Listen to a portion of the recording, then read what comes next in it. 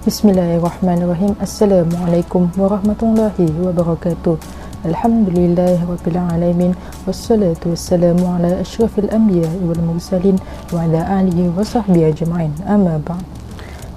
Nama saya Dayang Mira Masitah binti Awang Muhammad, nombor matrik 055556. Pada hari ini saya akan menerangkan serba sedikit berkenaan dengan pendekatan dakwah melalui tabligh. Apakah maksud dakwah? Daripada segi bahasa, perkataan dakwah berasal daripada kalimah Arab, iaitu yang bermaksud seruan, panggilan, undangan atau jemputan. Menurut Abdul Aziz, dakwah merupakan meminta tolong, beribadah, memandu, menjemput, menyeru dan sebagainya. Dari sudut istilah pula, Abdul Karim Zaidan mengatakan bahawa dakwah adalah menyeru kepada agama Allah, iaitu agama Islam. Dakwah adalah ajakan atau seruan membawa umat Islam kepada jalan yang benar. Dakwah adalah mengajak orang lain untuk meyakini dan mengamalkan akidah dan syariat Islam yang terlebih dahulu diyakini dan diamalkan oleh pendakwah sendiri. Kesimpulannya, dakwah adalah usaha mengajak dan menyuruh manusia kepada agama Islam, mengubah kebatilan kepada kebenaran, keingkaran kepada ketaatan, keluar dari kegelapan, kesesatan untuk menuju cahaya Islam yang terang benderang secara zahir ataupun batin. Baiklah, seperti yang kita telah ketahui bahawa Allah Subhanahu Wa Taala memerintahkan umatnya untuk menyebarkan hidayah Islam kepada seluruh pelosok dunia, seperti dalam firman Allah Subhanahu Wa Taala daripada surah Al-Imran ayat 104 yang bermaksud, dan hendaklah ada di antara kamu satu puak yang menyuruh kepada kebajikan dan menyuruh kepada berbuat kebaikan serta melarang daripada melakukan kemungkaran, dan mereka yang bersifat demikian adalah orang-orang yang berjaya. Maka daripada dalil ini kita fahami bahawa menyebarkan dakwah Islam ini bukan saja tertakluk kepada tokoh Islam, bahkan ianya juga diwajibkan kepada seluruh umat manusia. Usaha dakwah ini bukan saja dilaksanakan oleh para sahabat, namun ia juga digerakkan oleh pelbagai jemaah dakwah di dunia, antaranya adalah jemaah tabligh. Jemaah tabligh ini merupakan sebuah jemaah yang menumpukan perhatian terhadap keimanan dan amal soleh tanpa mencampur aduk dengan politik, isu kontroversi dan sebagainya. Jemaah tabligh ini boleh dikatakan sebagai satu gerakan mubalik Islam yang bertujuan untuk mengajak manusia kembali ke ajaran Islam yang menyeluruh. Aktiviti mereka tidak terbatas pada satu golongan Islam sahaja. Kepada mereka yang bukan beragama Islam akan diajak mengenali Allah dengan menerangkan bahawa Tuhan adalah Esa, tiada Tuhan selain Allah dan Nabi Muhammad itu pesuruh Allah. Jemaah tabligh diasaskan oleh Maulana Muhammad Ilyas di India pada tahun 1927.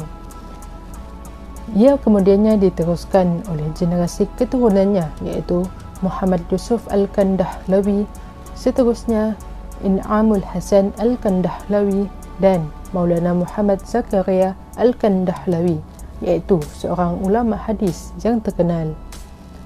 Walaupun gerakan tabligh ini wujud sejak dulu lagi, namun pada era globalisasi ini, jemaah tabligh semakin dilupakan. Hal ini amat membimbangkan kerana generasi baru secara khususnya akan memandang serong terhadap gerakan jemaah tabligh.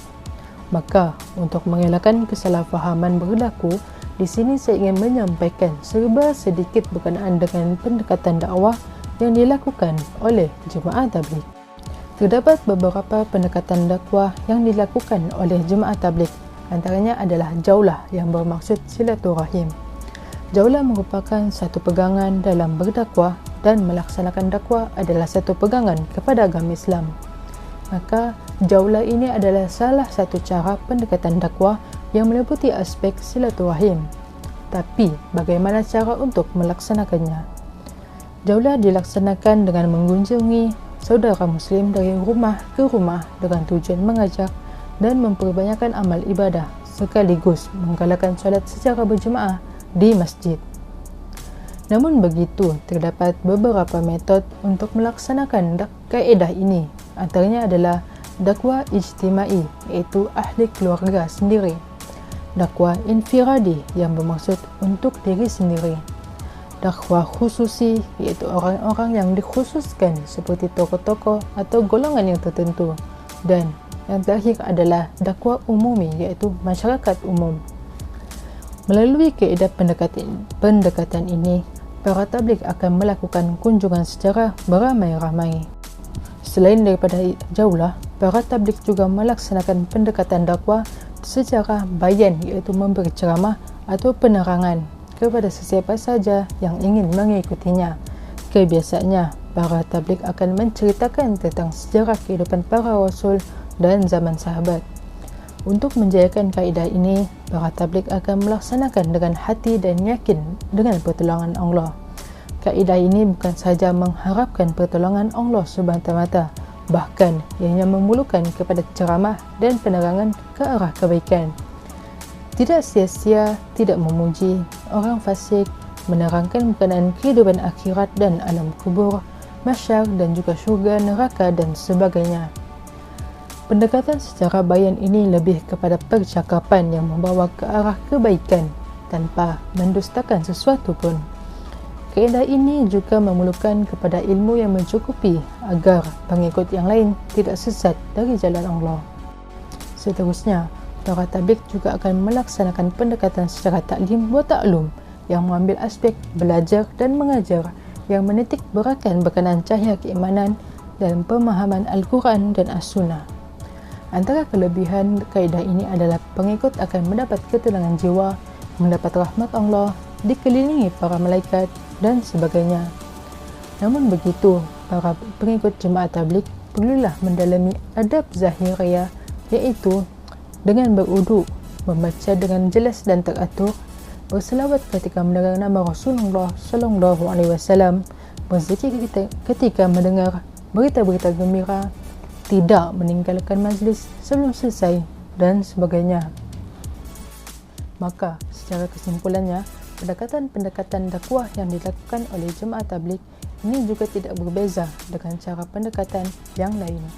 Hal ini kerana tujuan utama para pendakwah dan jemaah tabligh adalah sama, iaitu untuk menyeru dan mengajak manusia dalam melaksanakan perintah Allah dan meninggalkan segala apa yang dilarang, sekaligus dapat mendekatkan diri kepada Allah. Sekian itu sahaja daripada saya. Apa yang baik itu datang daripada Allah dan apa yang kurang itu datang daripada diri saya sendiri. Saya sudahi dengan wabillahi taufiq wal hidayah.